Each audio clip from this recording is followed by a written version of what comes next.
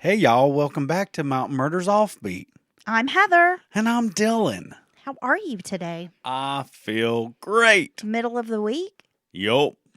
How's work going? Working for the weekend. Working, yep, just like Loverboy said. That's all I can say. I'm always working for the weekend. Yeah, I know. Not that I really get a break from life on the weekend, but there's just something about knowing it's Friday. Yeah, well, I think that harkens back to the days when you didn't have to do anything on the weekends. Like when you were a kid. Yeah. And the weekends were just like, party time, excellent. Woo, woo, woo. I really miss those days. I want to go back, return to being an irresponsible child.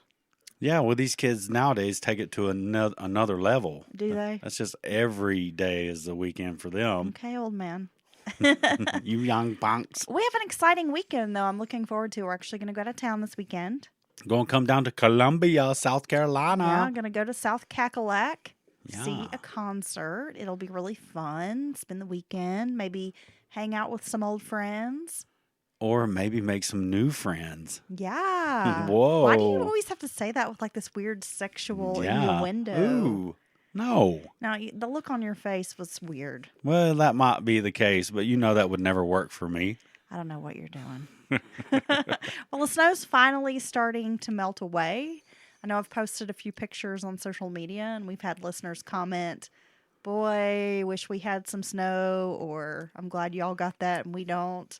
One of our listeners down in Florida, Chris, he had to rub it in, Dylan, by sending pictures of a beautiful white sandy beach and a view of his boat. How dare you, Chris? I know, right? What an asshole. I know. I was like, can I just come down there? Yeah, maybe we need to go hang out in Florida with Chris. Yeah.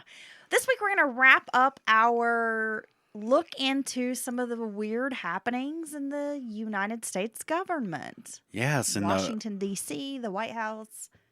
Yes, and it's been very interesting, I think. And I think we have some kind of weird stuff to wrap it up here and bring it to this series of this Offbeat series to a close. And so, yeah, you want to get right into it? Yeah, Dylan, this week I thought we could cover briefly various conspiracy theories that are just related to the government. Oh, There's a lot of different government conspiracy theories. There's so many. Are you ready? I know this is a subject we enjoy discussing. I feel like this is going to be a fun episode. Yeah, I think it's going to be great, and we may discuss these individually at length on Batshit Crazy. Oh, yeah, we're going to bring it back. Yeah, let's bring it back. I had someone reach out. So excited. We're going to bring back the Batshit Crazy. Oh, my God, let's do it. Okay. Are you ready, Dylan? Yeah, drag it across my face. It's always across your face. Conspiracy theories quite often arise during times of political upheaval or social change. Usually when one group feels threatened by another group, typically those who are different ethnically, religiously, racially, or politically. When it comes to conspiracy theories, the belief that big government would go out of its way to pull off a massive hoax isn't reserved for the lunatic fringe. A lot of people believe in one theory or another. Dylan, did you know that 28% of Americans believe an elite power is trying to rule the world? Oh, it's that high? That's more than 84 million people. Damn. At least 4% believe the elite power is actually shape-shifting reptile aliens. Did you say 4%? Yeah. Okay. It drops drastically, but that's still millions of people, right? Did we fall into that? Because I sort of think that Zuckerberg's a reptile. I'm not sure if I don't know what he is or if he's reptilian, but he does not seem human. So I'm thinking maybe he's an android or some shit, because that's just one. I mean, it's beyond being socially awkward. His mannerisms, everything about him is very odd. So yeah, and I must say Elon Musk is kind of weird too. He's very alien-like as well. Yeah. I'm probably going to get some flack for this, but Barack Obama. Very Bezos. They all have the long necks. I mean, we're just talking about what we see. We don't know if it's true, but they have the long necks. They have kind of it's almost like the skin stretched over some, other structure. It does, I don't know. Now, Mitch McConnell, I don't know about being a reptile, but he's definitely an amphibian. He's the Turtle King. Okay, Tort. These theories are reflective of our own mistrust of the government or maybe just authority in general. And it does seem, now, of my friends who are conspiracy theorists, because I got some weird friends, I think the authority in general does apply to that group of people. Maybe they just have a mistrust in general, because that sums up some of my conspiracy theory friends. Yeah, and I think that's a good way to put it. And I listen to a lot of crazy conspiracy theories, and most of it's just for pure entertainment.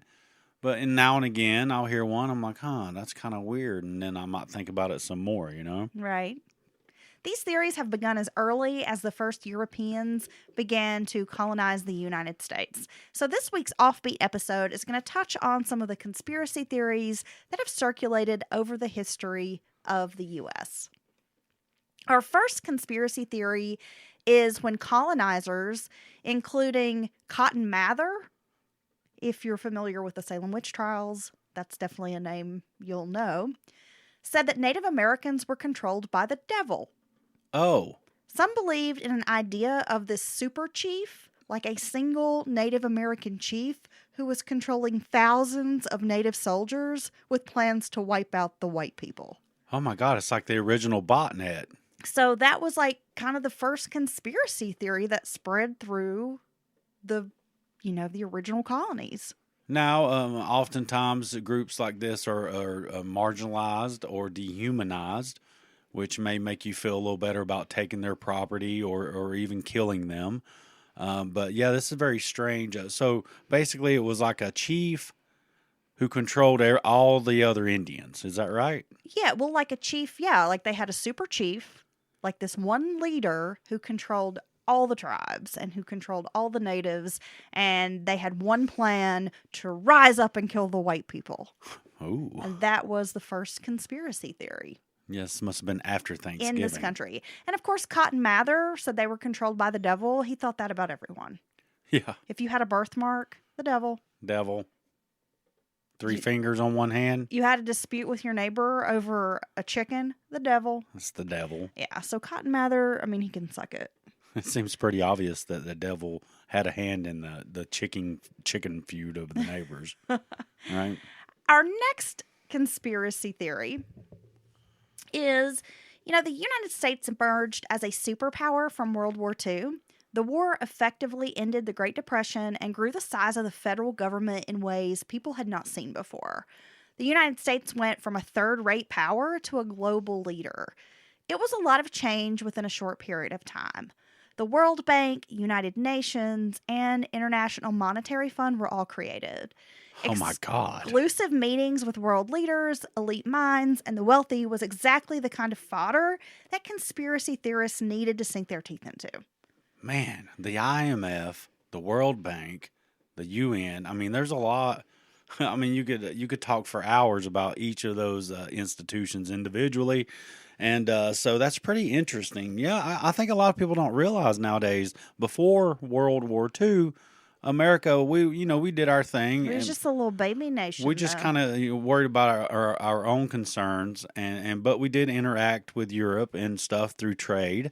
But honestly, I wish we would go back to that to a degree, and kind of stop. Like being more insular. Well, just I'm no nationalist. I don't I know it's a global world we live in, but I honestly think we could worry about mind our own business. A little bit more about domestic policies. Yes. Yeah, we're rotten from the inside out. Yeah. On infrastructure, education, we're health like care. a decaying tooth. Yeah, but we don't have to be the world police. We really don't. But we are Team America. Fuck yeah.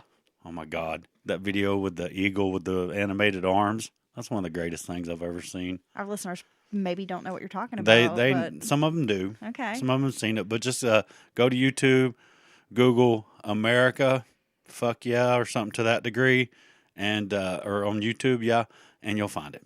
Okay. You're welcome. Now, as soon as the war ended, Russia began spreading misinformation that Hitler's body was not found in his Berlin bunker. Coupled with the very real operation known as Paperclip, in which hundreds of former Nazi scientists and doctors were brought into the United States to work for the government, the public could see how the United States might have helped Hitler survive. It has since been determined that the remains were actually Hitler's, How did they determine that? I thought Russian soldiers burned the body but, outside of the eagle's nest or well, wherever. that's the thing. But are they? Well, see, here's the thing, and I understand when you're in war, and it would be a very exciting thing, and they'd be very mad at Hitler, the soldiers from any of the Allied countries that got their hands on him. But I think that would be certainly a little unprofessional, not to just say, "Hey, we got Hitler's body. We need to document this. We need plenty of pictures," but to just douse it in diesel and set it on fire. I don't know. And the problem with that, if that's really what happened, is it opens the door for these types of theories, right? There's no true closure on the fact that, yes, we did kill, Hitler was killed. Our next conspiracy theory is the assassination of President John F. Kennedy, which had all the makings of a Hollywood thriller. And it played out on television for the first time in a way that the United States audience had never experienced. No, I think that's why it sticks out to this day in the American conscious, and even reverberates through the world to a degree. But I mean, you take the Bay of Pigs, and you take the whole story of Kennedy, his vowing to dismantle the CIA and all the initial. His brother taking on organized crime. Yeah, yeah, and so Kennedy felt like he was made to look a fool in the Bay of Pigs, a whole debacle, and and next thing you know, he's murdered in public, in a very public way on television, actually. So yes, very strange. I think there are folks of a certain generation. I know I can include like my parents into that generation. That you say, like, do you remember the day Kennedy was assassinated? I mean, I remember my grandparents, great grandparents, even my dad remembers, and he was a little kid, but he remembered that day and being at like my his grandmother's house, Yeah, and watching it and not really know what was going on, and just, I mean, I think that's something that if you lived it, it's like 9/11. You know, our certainly. generation, we watched those towers crumble. Right, we And, watched them be detonated on live and again, TV. it's something that plays out on television that, I mean, we've just we've never seen that kind of thing before. Well, and that's certainly one of those flashbulb moments where you remember in vivid detail where you were when you heard the news or when you saw it, and you certainly could never forget that. But I think every generation has moments like that. Maybe not even just politically, maybe socially, or some kind of upheaval, big moments. But honestly, with 9/11, I don't know what happened, but I mean, you can never explain to me why Building 7 fell. Okay. Okay. Oh my God! I'm Look, gonna pause you. we can do a series on 9/11. We're gonna have an episode of Offbeat dedicated to 9/11 conspiracy theories. We need to have a multiple series. We will do this, Dylan. Oh my God! Over the years, responsibility for Kennedy's assassination has been blamed on multiple organizations, including the CIA. You have a lot of different players involved, and there's a lot of fingers pointed, and the theories they kind of run the gambit, if you will. I mean, that Lyndon Johnson had him assassinated. The CIA, was it Lee Harvey Oswald? Were there multiple other shooters? More, other gunmen on the grassy knoll. Yeah. Right? Yeah, and it seems that Kennedy wanted to withdraw from Vietnam and all that stuff. There's just so much going on for our country. The Cuban Missile Crisis, the Bay of Pigs, Vietnam. I mean, my God, what a time to be in this. Early parts of civil unrest. Civil unrest tied to civil rights. And the civil rights movement. The rumblings of women's lib. The leftover. Because that's around the time that, I mean, the Feminine Mystique was published, the Betty Friedkin book, which really sparked like the women's movement. Then you had the creation of the birth control pill in the early 60s. Fucking game changer. Ooh. Well, I mean, it was like really controversial. Just to have that control over your own body? Yeah. Or just for women to be able to make that Both. Choice? All of it. Yeah, I mean, and in some cases, like, you couldn't go get it. You had to get permission from your fucking husband or something. Well, that's so stupid. I'm saying, socially, there was a lot going on in this country as well. Right. Yeah. And then to have an American president assassinated in public, and then his not long after that, his brother assassinated in a very public manner as well after winning the California primary and seemingly on his way to be the next president. So, I mean, yeah, I mean, you can't tell me something wasn't going on.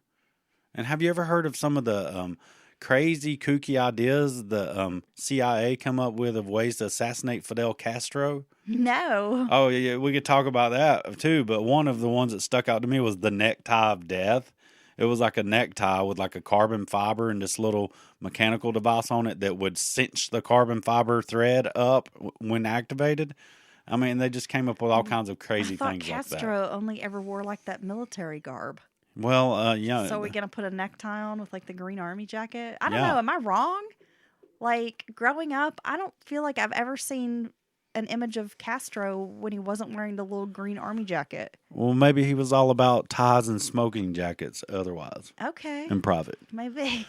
But it's just some of the dumbest shit they came up with, ideas of how to kill him. Another conspiracy involving the U.S. government is that chemtrails are being used to control the population. When jet aircraft reaches cruising altitude, the combination of temperature and exhaust particles and water vapor can form condensation trails in straight lines behind the jet engines. Usually they dissipate within a few hours. However, there are folks who don't think the contrails are water vapor at all, but instead top secret chemicals used by the government on Americans to some nefarious effect. Ooh, what does it do to us? Does it make us sexual deviants? The chemtrails are thought to be anything from a weather control to a mind control agent. Now, I've actually heard some extended talk on the weather control theory. I knew you would be able to. I would just do a blurb. I knew you would elaborate on each of these. Oh, wow. Well, you have to do a lot of work. You have here. the HARP system there in Alaska, and then you have people, and there's documentation. There's proof that they've modified the weather, and from back in the 30s and 40s. So a lot of people think that they're seeding clouds or things like that with some of the chemtrails. I'm not real studied up on the chemtrails themselves, what people actually think's going on there. But what better way if you did have to deliver something over a large area? That'd be a pretty ingenious way to do it, right?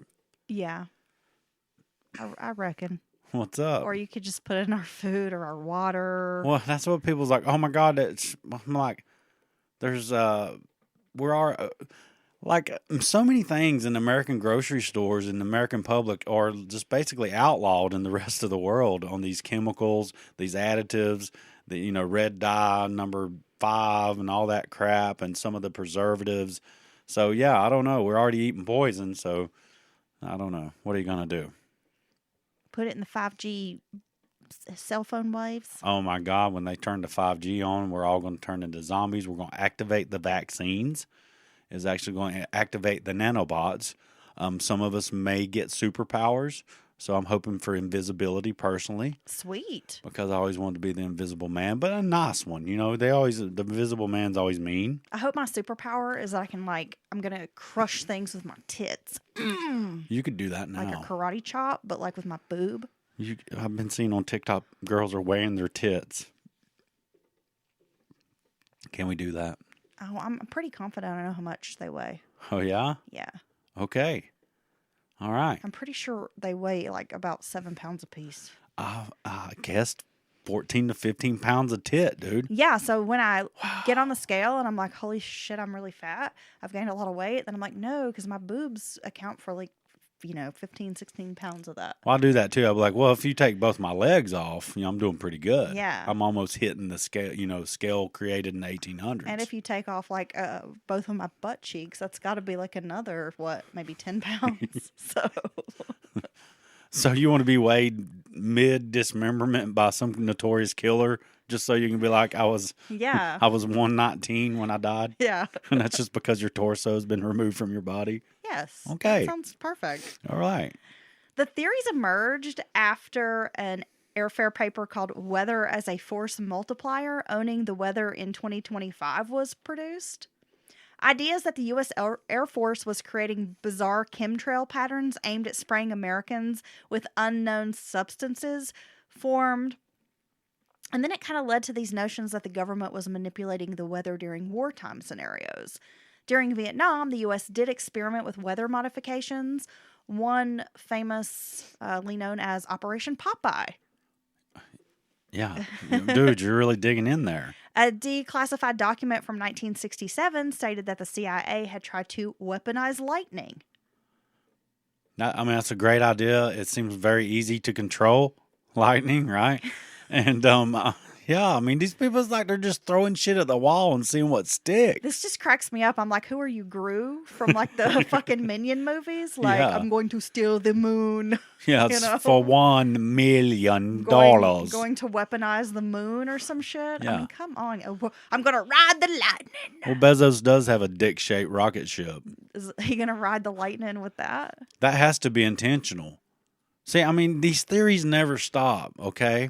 Some people say that is just he did that on purpose. It's proof that the chemtrails are making us all wish we had a big dick rocket. Because you can't tell me no one came to him and said, look, Jeff, this is the design of this is the final design. And do you see the fact that it looks pretty much like a penis? I mean, like a big steel penis. But some people say that was done on purpose and some kind of occult symbolism or something to that degree. Yeah, my big dick energy. Just a shout out to his other all powerful friends. friends. Can I just say that I feel like very disappointed. There's been a real missed opportunity here, Dylan. That someone hasn't written a parody that's like Dick Rockets in Flight. Okay. Amazon sells a delight. I don't know. Okay. Yeah. We can put this together. Okay. Yeah.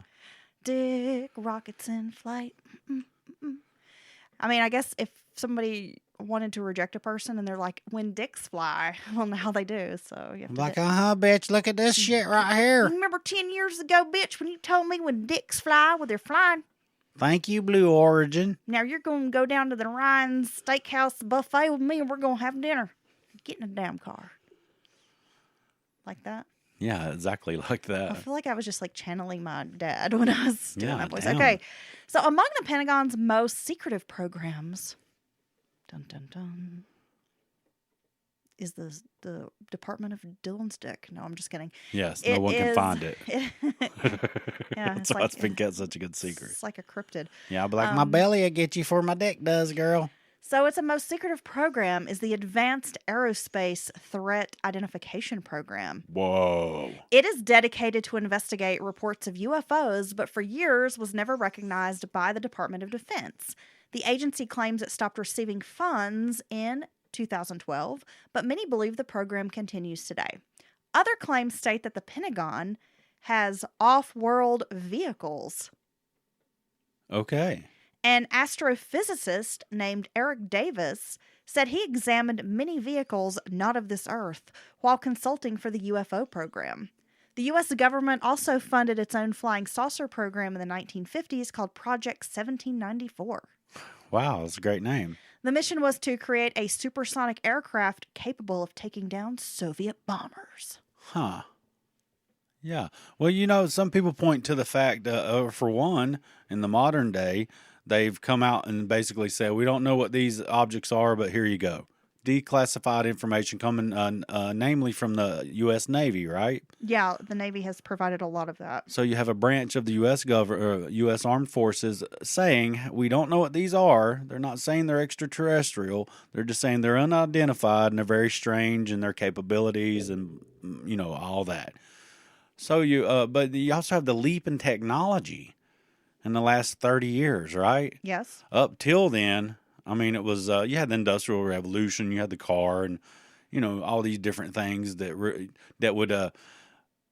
would be a great leap for one type of production, or this one thing would be, a great technological leap for this one area.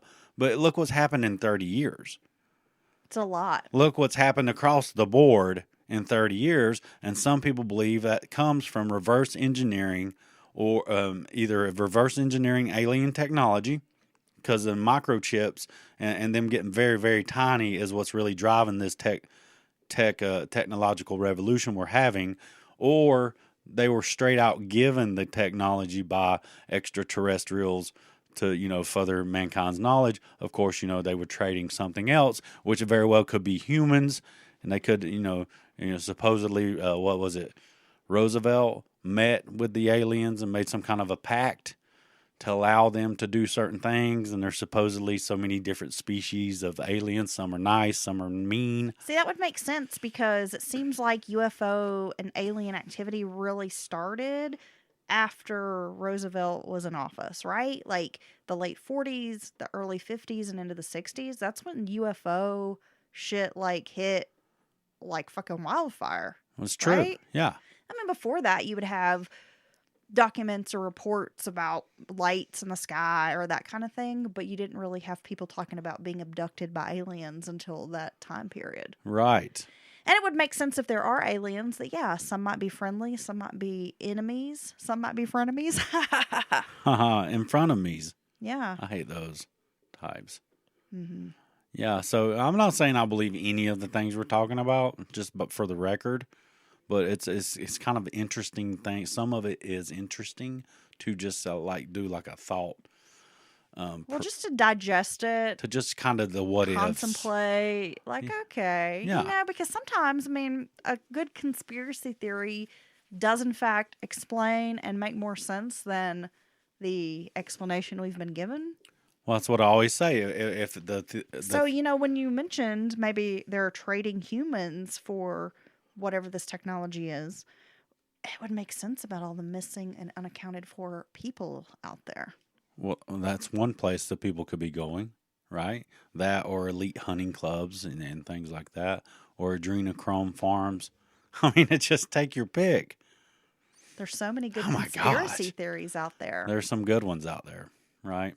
The Nazis live in Antarctic or have an Antarctic base. Was Operation High Jump. It was a very interesting operation to look into. Was Admiral Byrd took some men and equipment north to the Antarctic and was turned back allegedly by ships with advanced capabilities beyond his and warned to not go any further, and he turned back. Flat Earth theory. Nazis and the UFOs, son. They're on the dark side of the moon, man. Well, what was it? I mean, I know there have been some shows on the History Channel. I haven't delved too deep into it, but maybe I will because we love good conspiracy theory. But what is it about like Nazis and aliens? And like, weren't they like kind of into communicating with aliens or some shit? I feel like I saw something on, one of those History Channel shows or something. Well, that's where you got the Greek guy who's always like, aliens. Yeah, it must be aliens. Yeah. Yeah, that's Ancient Aliens, the show you're referencing. Oh, okay. Yes. Well, there's been theories that they had such advanced technology. It seemed like it couldn't be from this world. These around flying ships and things like that. Or I'm actually not familiar with the idea that they were in contact with aliens. I do know that they had a very strong interest in the occult and occult symbolism and any power that could be derived from such. Okay, well, actually, just Googled Nazis and aliens. Oh my God, you Iron Sky. There's a whole Wikipedia page dedicated to Nazi UFOs. Okay, give us a paragraph. All right. The German UFO theories describe supposedly successful attempts to develop advanced aircraft or spacecraft prior to and during World War II, and further assert the post-war survival of these craft in secret underground bases in Antarctica, South America, or in the U.S., along with their creators. According to these theories, various potential code names or subclassifications of Nazi UFO craft, and it's a lot of German names, can't really pronounce. Flugkriseln? Get out the Fluggenheimer. Yeah. Okay. Yeah, Yeah, sure. we're not making. I love the German language, by the way. I'm not making fun of it. I love fucking German food. I love German language, just the words. They have style. It's like some other us included in America just lost the style for our words. I really want to visit Germany. Yeah. I love German food. You do. It's so good. Spatzel. I want some German beer. You do? Yeah, I guess it's warm and really thick. brings other things to I mind. want sausages and mustards and Ooh, krauts. you want some? Ooh, I fucking love sauerkraut. Is that why you said that? Because I'm like, we'll eat the sauerkraut like a mofo. There it is. I love it. Okay. Yeah. Well, so I guess, yeah. Maybe they have the Nazi alien spaceships up in Antarctica. That would explain a lot. It really would. It's an interesting bit of information you just shared. Some Dylan. people say Germany lost the war, the Nazis did not. Now, as far as bringing the Nazi scientists and some of the highest level of their research and scientists into America and other countries, not just America, some of the other allies, UK and France, is from one. Of course, you'd be like, wait a minute, that's not right. Right? These are bad guys too. Which not every German was, the highest level, pulling the levers that was killing people or even knew quite what was going on. But the way I look at it is they absorbed all this. Here's the fucked up part. They absorbed these scientists. Of course, they brought their ideas and some research with them. Is they actually used some of the most horrible experiments done on humans. They use that information to further their own knowledge about certain things. Like the MK Ultra program, for one, that would be maybe the one that stands out the most, and some of the more horrible medical experimentation. Well, eugenics. On eugenics, honestly. The people who were into eugenics and basically created it were from America and admired by Hitler himself. So, fuck. So I understand why you absorb the scientists to a degree, because if you don't, some other country will. They're not just going to go away. But also, I think it's fucked up that some of this research was done in such a brutal, inhumane way, but you're still going to use the data to further your knowledge, even though it was against your ethics to ever try these experiments on humans, but it's already been done. And so you're viewing it like in this cold scientific data way. Right. And I think that's really fucked up. But it happened. It is. You're absolutely right. But the way I look at it, Dylan, is like some of these scientists, they were not willing.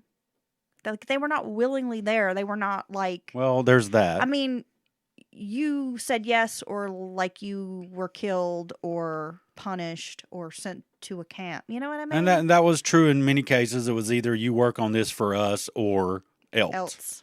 And I get that. But also some very high-level, very horrible men kind of snuck into that Operation Paperclip. Well, no, they definitely did. Slipped through the cracks. I'm just saying it's not all the scientists. You know what I mean? Like No. there were a handful that were the worst of the worst. But a lot of these people were just like trying to keep their heads. Just keeping their families safe. And it's like every other large scientific endeavor. Everything's compartmentalized. You're just working on one part of this machine, and you don't really know what everything else does. You just know what part you're working on, and that's very true with most scientific endeavors. Damn, Dylan, you're on I feel fire. smart. It's only because we're talking about fucking conspiracy theories. You're on fire tonight. Oh shit, I feel it, baby. I'm glad you're bringing it. Okay, I feel it down in my crotch. Well, anything else you'd like to talk about, or are you ready to wrap up this week's episode and get to recording the next true crime case? Yeah, I think this was great, and this really makes me want to bring Batshit Crazy back. I hope we do. And one thing I'll leave everyone with is you can Google Klaus Schwab. Klaus Schwab. Do it. Okay. Thank you for that. If you have a suggestion, something you would like us to cover on Mountain Murders or Offbeat, you can always email us, mountainmurderspodcast@gmail.com. Give us a subscribe wherever you listen. And if you're feeling froggy, give us a 5-star review and a nice review. Those go a long way. The 5 stars, the nice review makes us feel good, keeps us relevant. Yes, and if you have any great listener stories or try to compile an episode right now, hit us up at mountainmurderspodcast@gmail.com. Heather cannot wait to read your stories. I love those listener stories, Dylan. Well, we hope you have a great week, and we'll be back on Sunday. More true crime headed your way.